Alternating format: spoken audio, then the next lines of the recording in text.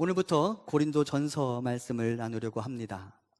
반기독교 인물이었던 사도 바울이 극적인 회심을 경험한 다음에 그가 지중해 연안 근처, 지금으로 말하면 터키와 그리스와 로마 지역을 선교하는 사역을 펼칩니다. 사도 바울의 그 전도 여행 여정 중 두 번째 전도 여행 중에 그가 고린도라는 도시를 방문하게 됩니다. 잠깐 지도를 보겠습니다.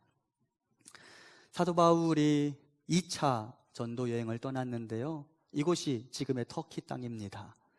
본래는 사도 바울은 터키 북부 비두니아와 본도 지역을 사역할 마음을 가졌으나 성령님께서 사도 바울을 부르셔서 그가 유럽 지역의 첫 성읍인 네아폴리를 거쳐 빌립보에 도착해서 2차 전도 여행 사역을 이어가게 됩니다. 그리고 사도 바울이 빌립보와 데살로니가와 베레아를 거쳐서 그리스 남부 아가야 지방의 아덴이라는 도시에 도착했고, 이곳에서 사역한 다음 이 아가야 지역의 수도로 알려진 고린도에 도착해서 이곳에서 사역을 진행합니다. 방금 말씀드린 것처럼 사도 바울은 고린도를 방문하기 전 빌립보, 데살로니가, 베레아 그리고 아테네 등지에서 사역했는데, 그때 곳곳에서 온갖 시련을 만나고 핍박을 당했습니다. 물론 그들 중에는 복음을 영접한 사람들도 있었고 곳곳에서 기적이 나타나기도 했으며 교회가 세워지기도 했기 때문에 사역의 열매가 없었던 것은 아닙니다. 하지만 고린도에 도착했을 때 바울은 이미 몸과 마음이 충분히 지친 상태였습니다. 고린도전서 2장 3절은 당시 바울의 상황을 이렇게 묘사합니다. 내가 너희 가운데 거할 때에 약하고 두려워하고 심히 떨었노라. 사도 바울이 힘들었어요. 그럼에도 바울은 고린도에서 유대인들 중심으로 사역을 시작해서 점차 사역의 방향을 확장시켜서 이방인들에게로 복음을 전하다가 사도 바울의 사역 중 조금 특별하게, 다른 곳에서는 어떤 곳에서는 3주만 사역하고 그 도시를 떠난 적도 있을 정도로 사도 바울은 어떤 도시에 들릴 때마다 짧게 사역하고 그 도시를 떠나곤 했는데, 사도 바울이 유독 고린도에서는 18개월간을 머물게 되었고 그 사역의 결과 고린도 지역에 교회가 탄생했습니다. 화면에 있는 교회들은 지금 고린도라는 도시에 있는 사도 바울 기념교회입니다. 앞에 현수막이 그려져 있는데 이 현수막 누가 묵동제일교회냐고 그러시던데 우리 교회는 아니고요, 고린도에 있는 사도 바울 기념교회를 가지고 만들었습니다. 고린도에서의 바울은 자신의 24시간을 랍비 혹은 사역자로서만 보낼 수 없었습니다. 그가 자기 자신의 생계를 위해 노동을 해야 했기 때문인데, 당시의 자료에 따르면 사도 바울은 매일 8시간 이상 염소의 털과 가죽으로 텐트를 만드는 생업에 종사해야만 했습니다. 그리고 그 과정 중 자신의 신실한 동업자이며 동역자인 브리스길라와 아굴라 부부를 만나게 됩니다. 로마서의 기록에 따르면 이들은 바울을 위해 자기의 목을 아끼지 않고 내어줄 수 있을 만큼 신실한 바울의 동역자요 지지자가 되어 주었습니다. 그리고 사도 바울이 교회를 개척한 다음 이 사역지를 떠나면서 아볼로라는 사람에게 사역을 당부하게 됩니다. 그러니까 고린도 교회의 1대 목회자, 초대 목회자는 사도 바울이고요, 두 번째 목회자가 아볼로라고 말할 수 있습니다. 이렇게 보니까 고린도 교회는 바울 한 사람의 사역의 결과물이 아닌 바울과 아볼로 같은 사역자, 그리고 브리스길라와 아굴라와 같은 소중한 평신도들에 의해 만들어진 교회라고 말할 수 있습니다. 바울이 자신이 개척한 모든 교회를 아끼고 사랑했지만 특히 바울은 고린도 교회를 향해 애정을 가지고 있었습니다. 고린도 전서와 후서라는 두 개의 편지를 보냈을 뿐만 아니라 고린도 서신을 가만히 읽어보면 지금은 우리 손에 들려져 있지 않지만 사도 바울이 보냈던 또 다른 두 개의 편지의 흔적을 발견할 수 있습니다. 그러니까 한 교회에 무려 4개의 서신을 보낸 것입니다. 또한 그뿐 아니라 개척 당시뿐만 아니라 이후에도 다시 고린도를 방문하여 성도들을 위로하고 격려하고 가르칠 만큼 바울은 이 교회에 특별한 애정을 가지고 있었습니다. 그래서인지 바울은 스스로의 정체성을 이렇게 소개합니다. 고린도전서 4장 15절입니다. 그리스도 안에서 1만 스승이 있으되 아버지는 많지 아니하니 그리스도 예수 안에서 내가 복음으로써 너희를 낳았습니다. 바울은 나는 스승을 넘어서 너희의 아비로서 내가 너희를 나의 자녀로서 대한다 라고 말하며 고린도 교회를 향한 애정을 표현했습니다. 이후 고린도 교회에 여러 이단 사상들이 흘러들어오고 바울이 글은 잘 쓰는 반면 말은 잘 못한다 라는 약점을 지적하면서 바울의 권위를 뒤흔드는 사람들이 나타나기도 했지만, 바울은 고린도 교회를 향한 애정을 가지고 끊임없이 교회를 격려하고 위로하고 가르쳤으며 그 흔적이 고린도 전후서 서신의 곳곳에서 발견됩니다. 당분간 우리는 바울의 교회를 향한 애정의 흔적을 살펴보면서 하나님께서 지상의 교회를 얼마나 어떻게 사랑하시는지를 발견하고 하나님이 원하시는 교회의 모델은 무엇인지를 생각해 본 다음 우리 교회는 어떻게 어느 방향으로 나아가야 할지에 대해서 고민해 보는 시간을 갖도록 하겠습니다. 먼저 오늘 본문 2절은 이렇게 말합니다. 우리 함께 봉독해 봅니다. 고린도에 있는 하나님의 교회 곧 그리스도 예수 안에서 거룩하여지고 성도라 부르심을 받은 자들과 또 각 처에서 우리의 주 곧 그들과 우리의 주 되신 예수 그리스도의 이름을 부르는 모든 자들에게. 바울은 고린도에 있는 하나님의 교회에게 편지를 보냅니다. 이 교회 누구 거예요? 하나님 거예요. 사람의 것이 아니에요. 사람으로 가득 채워져 있는 것 같지만 이 교회는 하나님의 교회입니다. 그런데 이 하나님의 교회가 어디에 있어요? 고린도라는 도시 안에 있습니다. 이것이 교회의 정체성입니다. 하나님의 사람들, 성도들이 모여있는 하나님의 백성들의 영적 공동체. 그래서 지상의 작은 하나님의 나라라고 불리는 교회는 반드시 그 어딘가에 발을 내딛고 지상에 세워져 있기 마련입니다. 즉 교회는 자신들이 살고 있는 그 주변과 무관할 수 없다라는 말입니다. 그래서 고린도에 세워진 고린도 교회 또한 고린도라는 도시와 영향력을 주고받을 수밖에 없었습니다. 고린도라는 도시는 무역과 상업이 흥왕했던 항구 도시였으며 당시 이미 인구 50만을 자랑하는 대도시였고 그리스 북부 지역을 마게도냐라고 부르고 그리스 남부 지역을 아가야라고 부르는데 그리스 남부 지역 아가야 지역의 수도가 바로 고린도였습니다. 우리가 잘 아는 4년 간격으로 열렸던 올림픽과 유사한 이스미안이라는 경기가 2년에 한 번씩 개최될 정도로 화려한 문화를 자랑하는 도시가 바로 고린도였습니다. 그래서인지 이 중요한 도시에는 대규모 신전들이 즐비해 있었는데 사진을 보면 아시겠지만 남성미의 전형으로 알려진 아폴로 신전과 헬라의 여신, 미의 여신으로 알려진 아프로디테, 로마에서는 비너스라고 불러요. 비너스. 이 미의 여신의 신전이 유명한 도시가 바로 고린도였습니다.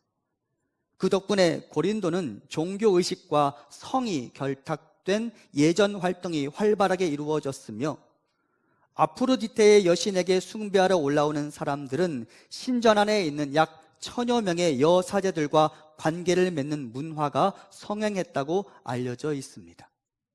뿐만 아니라 아폴로를 숭배하는 사람들은 그 신전 안에 있는 작은 남성 아이들과 육체적으로 관계를 갖는 등 동성애의 모습 또한 고린도에서는 흔하게 발견할 수 있었다고 합니다. 덕분에 고린도는 화려한 문화와 철학 그리고 풍부한 재정으로 유명한 도시였을 뿐만 아니라 성적으로 타락한 도시라는 악명도 갖게 되었습니다. 당시 사람들에게 창녀의 행위를 묘사할 때 사용된 헬라어가 고린디조마이라는 단어인데 이것은 고린도인처럼 행하다라는 단어입니다. 그러니까 어떤 음란한 여인이 음란한 행동을 하는 것을 보면서 고린도인처럼 행하다라고 말할 정도였으니까 고린도라는 도시의 문화가 어땠는지 우리가 짐작할 수 있습니다. 유명한 철학자 플라톤은 매춘부를 부를 때 고린도 소녀라는 단어를 사용하기도 했으며, 철학자 디오게네스는 고린도 도시 한복판을 촛불을 들고 걸어다니면서 사람을 찾습니다 라고 말할 정도였다고 합니다. 이것이 고린도라는 도시의 문화였습니다. 그리고 그 위에 세워진 고린도 교회는 화려한 영적 열매와 은사, 그리고 신학적 지식을 자랑하는 큰 교회로 성장하기도 했지만, 고린도라는 그 도시의 문화와 절대 무관할 수 없어서 성적인 타락의 문제와 우상 숭배의 문제 등으로 하루도 조용할 날이 없는 교회가 되고 말았습니다. 사도 바울이 로마에 있는 교회에 편지를 보냈습니다. 로마서인데요, 그 로마서를 쓸 때 사도 바울이 어디 있었느냐? 고린도에 있었습니다. 그런데 그 로마서 1장을 보면 모든 사람들이 죄인이라고 사도 바울이 선언하면서 사람이 보여줄 수 있는 죄의 목록들을 나열하는데, 사도 바울이 어떤 사람들을 바라보면서 그 죄의 목록들을 거론하기 시작했을까요? 고린도 사람들을 보면서. 그러니까 로마서 1장에 나오는 모든 죄의 목록들과 흔적들이 고린도 안에서 발견된 것입니다. 로마서 1장 26절 이하를 제가 봉독해 보겠습니다. 이 때문에 하나님께서 그들을 부끄러운 욕심에 내버려 두셨으니 곧 그들의 여자들도 순리대로 쓸 것을 바꾸어 영리로 쓰며, 그와 같이 남자들도 순리대로 여자 쓰기를 버리고 서로 향하여 음욕이 부릴 듯하며, 남자가 남자와 더불어 부끄러운 일을 행하여 그들의 그릇 때문에 상당한 보응을 그들 자신이 받았느니라. 곧 모든 불의, 추악, 탐욕, 악의가 가득한 자요, 시기, 살인, 분쟁, 사기, 악독이 가득한 자요, 수근수근하는 자요, 비방하는 자요, 하나님께서 미워하시는 자요, 능욕하는 자요, 교만한 자요, 자랑하는 자요, 악을 도모하는 자요, 부모를 거역하는 자요, 우매한 자요, 배약하는 자요, 무정한 자요, 무자비한 자라. 이것이 고린도 사람들의 문화였습니다. 이것이 고린도인들의 삶이었습니다. 그리고 교회가 그 도시 안에 세워져 있었고, 교회와 세상이 서로 영향을 주고받게 됩니다. 자, 우리가 기억할 것이 있습니다. 교회는 분명 세상 속에 세워진 작은 하나님의 나라이며 영적으로는 구별되어야 하는 공동체입니다. 하지만 그렇다고 이렇게 타락하고 이렇게 음란하며 이렇게 죄악의 냄새가 진동하는 세상을 멀리해서는 안 됩니다. 세상을 비난하고 세상과 등을 지고 살아갈 수도 없습니다. 도리어 교회는 이 악한 세상을 향하여 마음의 문을 열고 세상을 환영하고 세상을 품어주어야 하는 선교와 위로와 치유의 공동체가 되어야 합니다. 그리고 자신들이 걷고 있는 길이 진리의 길인지 아닌지의 여부도 혼란스러운 가운데 이 세상을 걷는 우리 주변의 사람들에게 우리는 도피성이 되어야 하고 노아의 방주와 같은 구원의 통로가 되어야 합니다. 곧 비가 올 텐데, 곧 큰 비가 올 텐데, 그 큰 비를 내다보지 못하고 지금 마냥 행복하고 즐겁다라고 말하며 살아가던 당대의 사람들에게 노아는 미래를 예측하며 배를 만들며 사람들에게 외치기 시작했습니다. 이 배에 타야 한다고, 여기에 생명이 있다고, 그렇지 않으면 큰 위험이 있을 것이라고. 여러분, 그것이 교회의 정체성이 되어야 합니다. 절대 세상을 외면하면 안 됩니다. 절대 이 혼란한 세상을 그대로 방치해두면 안 됩니다. 이 혼란한 세상, 이 어지러운 세상을 바라보며 마음 아파해야 하며, 이 혼란한 세상을 바라보고 중보해야 하며, 이 혼란한 세상 속에 아파하는 사람들 곁으로 다가가 그들을 위로해야 하는 것입니다. 우리가 살고 있는 서울은, 그리고 우리가 살고 있는 중랑구는 어떤 지역입니까? 우리 주변의 사람들은 무엇 때문에 아파하고 신음하며 살아가고 있습니까? 우리는 절대 우리 주변과 등 돌리고 살아가라는 부르심을 받은 적이 없다라는 사실을 기억하고, 우리가 사는 이곳 사람들을 향하여 마음을 열고 우리 주변의 사람들을 가슴으로 품고 위로하고 그들을 생명의 길로 인도하는 우리 성도님들과 우리 묵동제일교회가 되기를 간절히 소망합니다. 또한 기억해야 합니다. 교회 공동체는 타락한 세상 속에 살지만 우리는 타락해가면 안 되는 공동체입니다. 우리는 이 혼란스러운 시대를 살아가면서도 무엇이 옳은 길인지에 대한 영적 분별력을 가지고 이 세상에 물들지 아니하며 이 혼란스러운 세상 속에서도 성도로서의 정체성을 반드시 지켜 나가야 한다는 사실을 우리가 기억해야 합니다. 사랑하는 성도 여러분, 타락한 세상 속에서 내가 어쩔 수 없다고 세상 속에 물들어가는 나를 정당화하지 마시기 바랍니다. 성경은 분명히 우리에게 선언합니다. 이 세대를 본받지 말라고. 이 세대가 다 그렇게 흘러가는데 나도 어쩔 수 없다라고 말하지 말고 무엇이 옳은지 그른지를 잘 분별하여 아버지께서 말씀하셨다면 그 길이 아무리 좁은 길이라 하더라도 그 길을 선택하며 걸어가는 우리 교회와 우리 성도님들 되시기를 간절히 소망합니다. 그런데 이것이 교회의 사명임에도 불구하고 고린도 교회는 이 사명을 감당하는 일에 실패하고 말았습니다. 고린도 교인들은 고린도 사람들의 악을 그대로 답습했을 뿐만 아니라 도리어 교회 바깥에 있는 사람들보다 더 끔찍한 일을 저지르기도 했습니다. 고린도전서 5장 1절 현대어 성경은 이렇게 기록되어 있습니다. 여러분 사이에 끔찍한 음행 사건이 있다는 소문으로 모두들 수군대고 있습니다. 이교도들도 그런 짓은 하지 않을 것입니다. 그런데 하물며 여러분의 교회 안에 계모와 불륜의 관계를 가진 사람이 있다니. 고린도 교회는 분명히 영적으로 매우 신비한 기적들이 나타나는 교회였습니다. 매우 매력적인 교회였습니다. 그런데 여러분, 교회 바깥에 있는 사람들이 그 교회 성도들을 바라보면서 수군대기 시작했습니다. 왜? 이교도들도 하지 않는 끔찍한 일을 저지르고 그런 사람들을 용납해 주었기 때문입니다. 어떤 일이 있었습니까? 교회 안에 계모와 불륜의 관계를 가진 사람이 버젓이 신앙생활을 하고 있었고 교회는 그를 그냥 그대로 묵인해 두고 내버려 두었던 것입니다. 뿐만 아니라 복음의 가장 기초적인 가치가 사랑과 연합임에도 불구하고 고린도 교인들은 서로를 향한 시기와 분쟁으로 서로를 공격하곤 했습니다. 그리고 바울은 고린도 교회를 향하여 이렇게 이야기합니다. 다시 고린도전서 3장 3절 현대어 성경으로 제가 봉독합니다. 여러분은 젖먹이처럼 하나님의 뜻을 따르지 않고 자기 마음대로 행동하고 있습니다. 서로 시기하고 팔을 만들어 싸우고 있습니다. 이것이야말로 아직도 여러분이 덜 자란 아이처럼 제멋대로 행동하고 있다는 증거가 아니고 무엇이겠습니까? 여러분은 전혀 주님을 믿지 않는 사람들과 똑같은 행동을 하고 있습니다. 교회 바깥에 있는 사람들이 교회 안에 있는 사람들을 향하여 말했습니다. 너희가 우리와 다를 바가 뭐냐? 너희들 사랑 이야기하는데 내가 가만 보니까 너희들끼리 그렇게 피 터지게 싸우는데 너희가 우리와 다를 바가 뭐냐? 사람들이 수군대기 시작했습니다. 그리고 사도 바울은 말합니다. 너희들은 교회 바깥에 있는 사람들과 전혀 다르지가 않구나.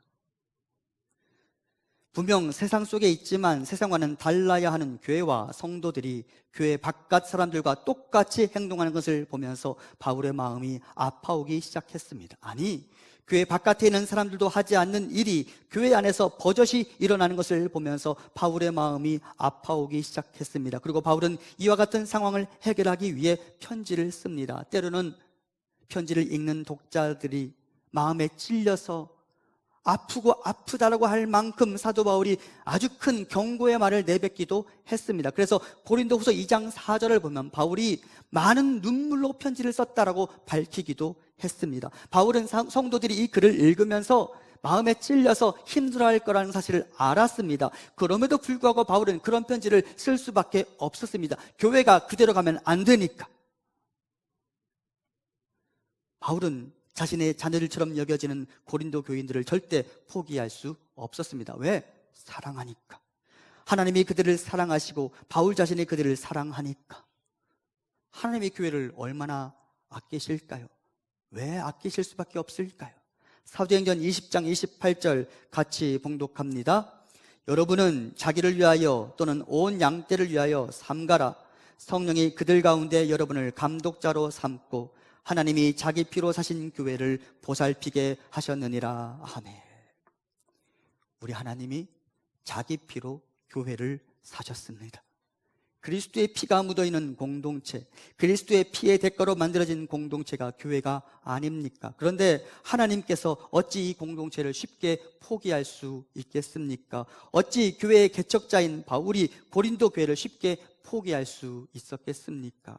그래서 바울은 근심 중에 고린도 교회를 향하여 편지를 쓸 수밖에 없었습니다. 이런 면에서 제가 고린도전서를 묵상하면서 필립 얀시라는 사람이 쓴 한 책 제목이 생각났습니다. 교회, 나의 고민, 나의 사랑. 바울의 고린도 교회를 향한 생각이 딱 이와 같지 않았을까 생각됩니다. 그리고 하나님의 고린도 교회를 향하신 생각이 딱 이와 같지 않았을까 생각됩니다. 그리고 하나님이 이 시대의 한국 교회를 바라보시는 생각이 딱 이와 같지 않을까 생각됩니다. 그리고 이것이 저의 한국 교회를 향한 생각, 또 묵동 제일교회를 바라보는 생각입니다. 나의 고민, 나의 사랑. 2주 전 우리 교단 총회에서 한 대형교회의 목회 세습의 문제를 편법적으로 승인해 준 것과 관련하여 JTBC의 뉴스룸에서 앵커가 뉴스 브리핑을 통해 우리에게 이렇게 말해 주었습니다. 예수 잘 믿으세요. 본래는 한경직 목사님이 자신을 찾아온 목사들에게 전해주었던 소리인데 이 소리를 뉴스의 앵커를 통해 듣게 되면서 제가 자존심이 상했습니다. 저보다 한참 선배님이신 목사님들이 저에게 김 목사 예수 잘 믿어 하면 저는 그거가 좀 기분 나쁠 것 같지 않습니다. 네, 그렇게 하겠습니다라고 제가 답할 것입니다. 그런데 교회와는 상관없어 보이는 이 땅의 미디어가 교회를 향하여, 목사들을 향하여 목사님 예수 잘 믿으세요 라고 말하는데 제가 마음이 너무 아팠습니다. 교회 안에 비일비재하게 일어나는 분열과 음란과 만몬에게 굴복하는 사람들의 소리, 영적으로 다 큰 성인이라고 자부하면서 입으로는 지식을 자랑하면서 화려한 영적 은사와 많은 돈을 자랑하면서 정작 시기와 질투를 극복하지 못하고 세상과 다를 바가 무엇이냐는 소리를 들어야만 하는 우리의 현실을 보면서 목회자로서 많이 부끄러웠습니다. 우리 교단만 해도 법 위에 있는 한 대형 교회, 교단의 헌법을 무시하고 수습전권위원회가 그 대형 교회만의 편법 세습을 승인해 주고 이 모든 것이 하나님의 은혜라고 말하는 모습을 보면서 그 안에서 무기력한 저를 포함한 목사들을 보면서 그야말로 교회, 나의 고민, 나의 사랑이라는 생각을 하게 됩니다. 비단 교단뿐 아니라 한 교회를 담임하는 저에게도 이런 고백이 있습니다. 교회, 나의 고민, 나의 사랑. 왜 저에게 교회에 대한 고민이 없겠습니까? 사역하면서 저는 저의 무능함을 발견하고 좌절하기도 하고 우리의 미래를 내다보며 걱정하며 한숨을 쉬기도 합니다. 생각해 보니까 오늘이 제가 우리 교회 와서 사역을 시작한 지 만 5년이 되는 날이더라고요. 근데 그동안 제가 제 사역의 현장 가운데서 내가 잘한 것에 대해서 생각나기보다는 내가 못한 것들만 생각나면서 나라는 사람 왜 이렇게 무능할까라는 생각만 계속 하면서 지내왔던 것 같습니다. 새벽에 제가 주여라고 한숨을 내뱉듯 기도하는 것을 우리 성도님들이 들으시고 목사님 얼마나 힘들면 저렇게 기도하실까라고 저에게 물으셨습니다. 물론 저는 아니라고 괜찮다고 말했지만 사실은 힘들어서 그렇게 기도했습니다. 교회는 저의 고민입니다. 하지만 교회는 저의 사랑입니다.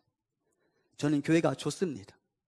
저는 교회를 사랑해서 목사가 되었고 교회를 사랑하기에 앞으로도 목사로서 살아갈 것입니다. 하지만 고민이 있는 것을 제가 결코 부인할 수가 없습니다.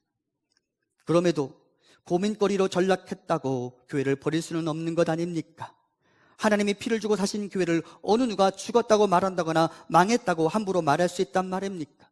하나님이 포기하기 전까지 모든 교회와 성도들은 이 공동체를 지키고 사랑할 수 있어야 하는 것 아니겠습니까? 그리고 고민해야 합니다. 왜? 지상의 교회는 복음을 담고 있는데, 보배를 담고 있는데도 이렇게 무기력한 것처럼 보이고 왜 지상의 교회는 이렇게 엉망진창으로 망가져가고 있는가 생각해 보아야 합니다. 왜 지상의 교회는 세상의 비난의 대상이 되고 말았을까 생각해 보아야 합니다. 나의 고민, 나의 사랑, 하나님의 고민, 하나님의 사랑인 교회를 위하여 우리는 무엇을 기억해야 할까? 나의 고민, 나의 사랑인 우리 묵동제일교회를 위하여 우리는 무엇을 기억해야 할까? 무엇을 해야 할까? 생각해 보아야 합니다. 여러분, 나의 고민, 나의 사랑, 교회 공감하십니까? 공감 안 되면 여러분 잘못된 거예요. 교회가 여러분의 고민이 되어야 하고요, 교회가 여러분의 사랑의 대상이 되어야 합니다. 요한계시록에서 사도 요한은 에베소 교회 성도들에게 하나님의 메시지를 이렇게 전달합니다. 계시록 2장 4절과 5절 전반부입니다. 그러나 너를 책망할 것이 있나니 너의 처음 사랑을 버렸느니라. 그러므로 어디서 떨어졌는지를 생각하고 회개하여 처음 행위를 가지라. 말합니다. 어디서 떨어졌는지를 생각하고 돌아서라. 무엇이 어디에서부터 잘못되었는지를, 그리고 교회의 본연의 모습을 회복하기 위해 우리는 무엇을 해야 하는지 생각해야 합니다. 또한 기억해야 합니다. 결국 교회의 회복이란 그 위대한 주제는 사람에게서 나올 수 있는 것이 아닙니다. 여러분, 사람에게 소망을 걸 수 있습니까? 없습니까? 사람에게 소망 걸었다가 낭패 본 적 많으시죠? 그죠? 네. 사람에게서 소망이 나오는 게 아니에요. 사람이 문제를 해결할 수 없습니다. 우리의 소망은 위로부터 오는 것입니다. 위로부터 각양 좋은 은사가 오는 법입니다. 야고보서 1장 17절 전반절 우리 같이 봉독합니다. 온갖 좋은 은사와 온전한 선물이 다 위로부터 빛들의 아버지께로부터 내려오나니 아멘. 여러분, 이 땅을 향한 진정한 위로와 지상의 교회의 문제를 해결할 수 있는 그 지혜와 능력은 다 어디서부터 오는 거예요? 위로부터 오는 거예요. 위로부터.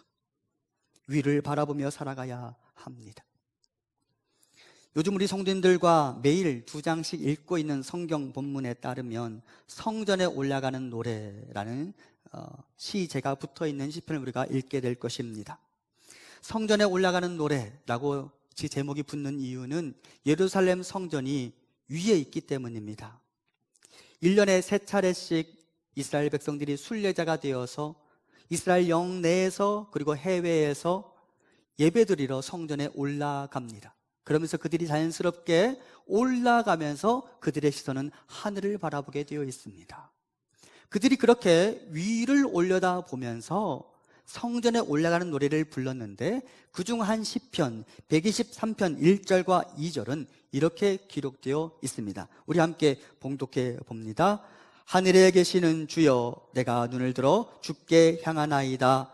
상전의 손을 바라보는 종들의 눈같이, 여주인의 손을 바라보는 여종의 눈같이 우리의 눈이 여호와 우리 하나님을 바라보며 우리에게 은혜 베풀어 주시기를 기다리나이다. 아멘.